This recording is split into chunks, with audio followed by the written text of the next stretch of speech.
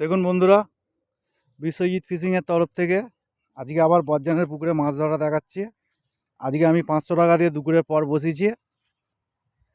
দুপুরের পরে কি মাছ খেয়েছে আপনাদের দেখাচ্ছি। দেখুন, এই দেখুন বিশ্বজিৎ ফিশিংয়ের জোগাড়।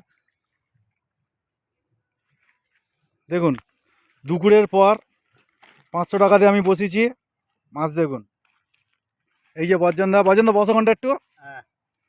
এই যে বজ্জানদা নেট ধরে আছে। দেখুন লাইলিন টিকারের সাইজ দেখুন, একটা বড় লাইলিন টিকার হয়েছে, একটা কেজি আড়াইয়ের নালিন হয়েছে। দেখতে থাকুন।